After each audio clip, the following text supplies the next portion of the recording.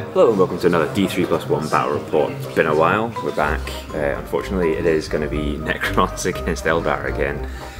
So we have the Eldar force here, we've got a couple of wave serpents there, scatter lasers, shuriken cannon, hollow fields. One's got 5 Dire Avengers to stock, the other one has 5 Wraithguard all with D-size. We've got 3 Warwalkers, all armed with star cannons. Some nice AP2 goodness there. We've got 5 Dark Reapers. X-Arch has the missile launcher, fast shot, flak missiles, night vision, pretty much everything you can give him. The rest of the squad, I believe they have Star Spawn missiles, I need to double check that. Stock Wraith Knight, 2 heavy Wraith cannons. In reserves we have 2 squads of 3 Windrider jet bikes with a shuriken cannon in each. And on the Necron side, we have my list that's been a little bit tweaked, but same as standard for it. It's the same list. We are running with Nemazar Zandrek, who's in a squad of 20-man warriors. They're going to be grouped up with a Wave Serpent, a Ghost Ark with 10 warriors inside Necron it. Wave Serpent? Yeah, I kind of want one of those. And over here we have 10 Immortals who have Tesla.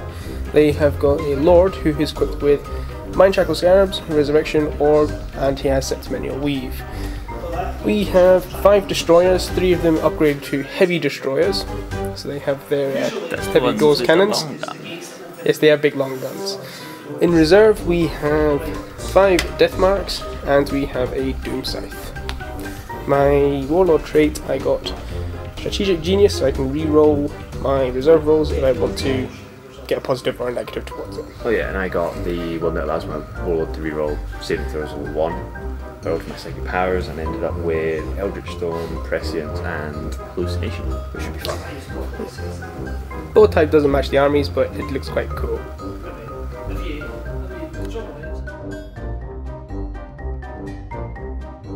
Okay, so we've deployed, we've got Emperor's Will, 90 fighting on turn 1, Eldar going first. One objective here, represented by the Warlock, sitting in amongst the trees. Another one over there, a nice proper Necron objective. And you're not stealing the initiative. Nope. So straight on to Eldar turn 1. Okay, so end of Eldar turn 1. A couple of Wave Serpents moved over here, fired their Serpent Shields, scatter lasers into Squad Warriors back there. Took out 5 or something and then 4 got back up, or yep. What was it, 5 in total and then... He took down 5, 4 came back up. Came back. I tried to shoot my Wraith Knight into the Ghost Ark there, but failed miserably. The 2 Warwalkers that could see into that squad shot their star cannons. And my cover save saved them all. Cover save saved them pretty well there. Dark Reapers and shot into the squad of Immortals, that's it. Took 4 down and 2 came back. 2 came back up. He wants to keep tally. All the pinning checks will panned out, all the leadership checks will panned out. I'm keeping a tally of how many Necrons I've actually killed that have got back up. So yeah, on to Necrons turn 1.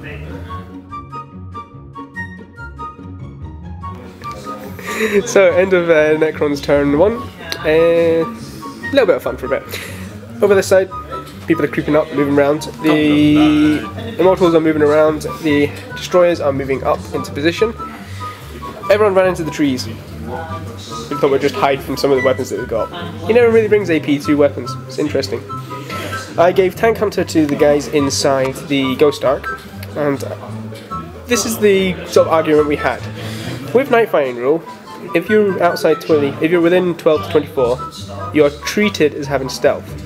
Yes, but I can stealth. remove stealth from units.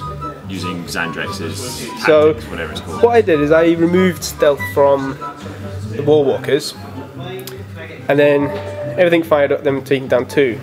The arrays and the guys inside, and a couple of guys on the side here. Slight confusion there. I should be able to remove stealth because they technically do have it, and in the book it does says if it has any of them and can never gain it again. But they don't have it, they're just treated as having it. So we worked on the basis that you can just remove it. It wouldn't have made a difference here because either way it was going to be 5+ invulnerable or 5+ cover, but one of those weird rule conundrum things that come up. So put in the comments what you think. I think that was about it, wasn't it, really? Yeah, nothing much actually happened. You're hiding. you're turtling. Turtling.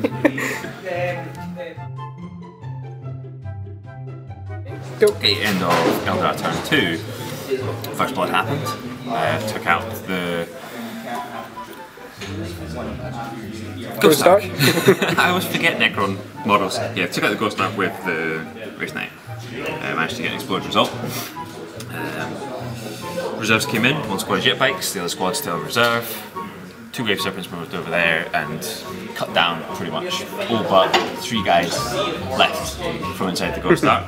Quite pleased with that. This War Walker there tried to help out a bit. Dark Reapers fired into them as well. In fact, basically, the whole army fired in. The entire army fired into one Ghost Ark and the 10 guys that came out of it. 9 guys, because one died on his way out. Yep. And I killed the Ghost Ark and 7 guys. 7 Necron warriors went down from the. Only 1 came back from the animation as well. So, not actually that powerful firepower, really, when you think about it. The entire army firing, but. Oh yeah, and I perils. I used my Ghost Helm to negate that, so I didn't get to cast any more powers. No hallucinations for you.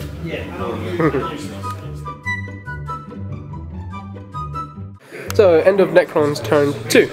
My Death Marks came in and got a, well, not a mishap, and they got a direct hit. And the Night Scythe came in, Doom Scythe came in, and got to a nice spot straight away. Everything's moving around. Just gonna play cat and mouse for a bit, I think.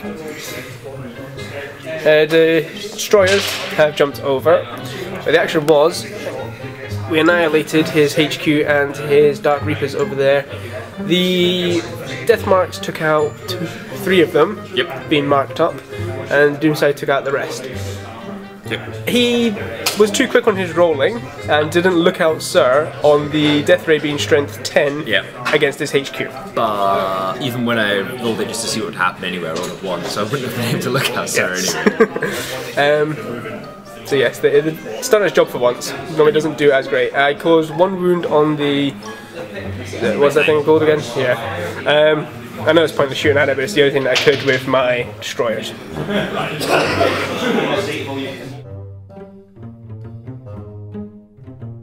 Go. Right, so end of Eldar turn 3, things started turning around a little bit for me there. The 2 bikes kind of converged on the Immortals. No, Death Marks. I'm getting there. Literally just with the bikes, managed to finish them off. To the wound, exactly. The last remaining War Walker here managed to take out. He did take out 2. 1 of those, or take out both of those. I think he took out 2 because the Wraith Knight shot into them and missed with both shots. No, he hit with both shots and then got 1s. I rolled something like, no, I rolled 2 6s. And then 2 1s. And then rolled 2 1s to wound. The Wave Serpent managed to take out the Flyer, Cross-On, Doomside. I didn't actually get any rerolls with my scatter lasers, but I managed to get 1. He got his pretty much explode result as he always does. I got my explode result when I was shooting the shield. He's never actually glanced a vehicle to death in his entire game Go career. back, watch the videos, let's see whether that's true or not, because I'm quite curious. Anyway, over here, this Wave Serpent, which was lined up to finish off the Doom Scythe if it had survived. Turret mounted. Scatter lasers did nothing to the gun to ground. They went ground again. They're just going to stay there for the rest of the game. They're going to assault you. They're going to get that t-shirt, I survived the Wraith Knight. No, it's nice the Wave Serpent. It's a new one. Survived the Wave Serpent. So, yes. Necrons turn. So, end of Necron's turn 3. The Immortals shifted to the side a little bit. He got some good saves over there. Only managed to kill 1 of them, and they passed their leadership test. They weren't good saves, they were average saves. They were good saves. Unfortunately, that squad over there didn't really survive to the barrage here. 2 of them died. 1 survived, and he legged it off the board. He always does that. Bikers have got a habit of running. You keep them too close to the edges. It's because they come in from the edges. This police squad here, he actually did get a hit on his pop shot, but obviously had to get another 6, which didn't work. This squad here with tank counter though did take him down to 1 hull points came off, left on 1. Yep. But he's moving out of his corner after being turtled.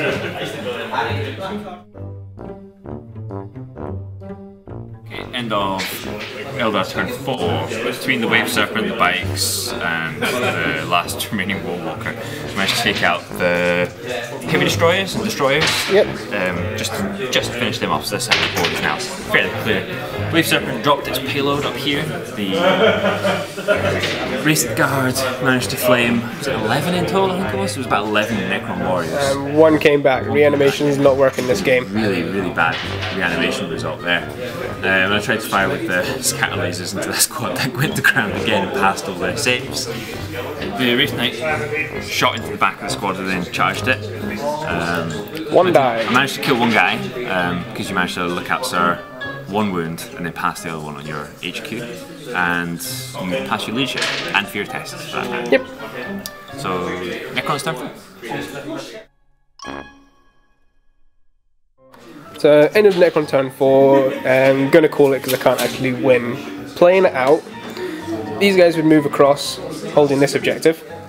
My Wave Serpent would move up here, dump the Dire Avengers on that objective, and he would just use his cheesy jet bikes and 12 and 36 over to the back of the board, and have Linebreaker. Those three would only get a snapshot at trying to kill them. We'd roll it out and he would have Linebreaker. I'd have Linebreaker, so I'd win by 1 point. Interesting match. Different.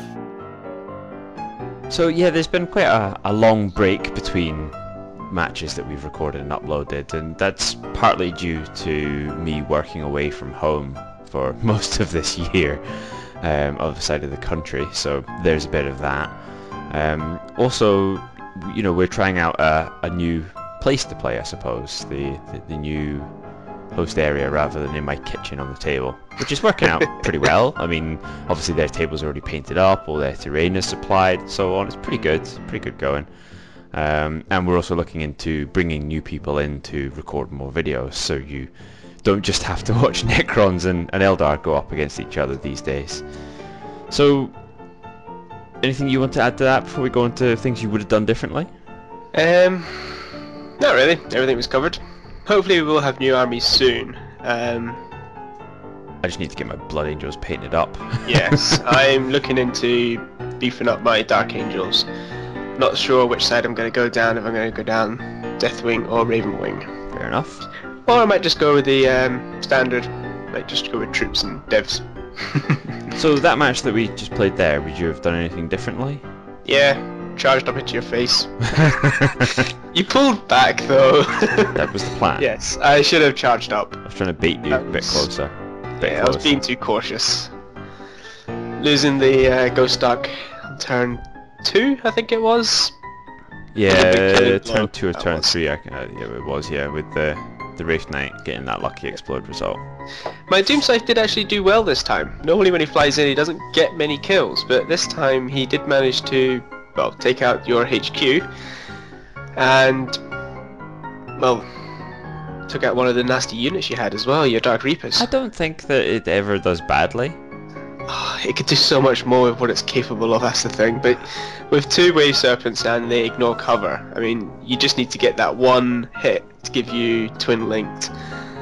I need to get rid of those a lot quicker.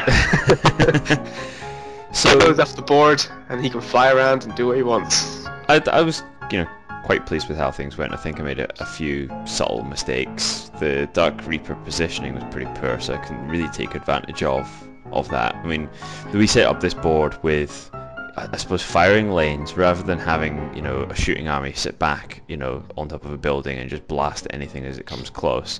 We had it with, you know, quite a good bit of blocking line of sight, which is, it makes it quite interesting to play a little bit more of a tactical feel. It doesn't give the gunline army the advantage, no. But it also doesn't give him a disadvantage, because it gives me a bit of cover moving up the board, but you do have like proper firing lanes. Yeah. I do think, yeah, your Dark Reapers, even I thought was a bit of a weird position. Although, I think it's Remember, because... I deployed first. Yeah. I think it's because they could have got into the cover straight away. That's true. There is that. So, thanks for watching and, you know, listening to this little tidbit at the end, and, you know, we hope you enjoyed it. Thumbs up, comment, subscribe, check out other content from Tabletop Combat, and we'll see you for the next one. See ya!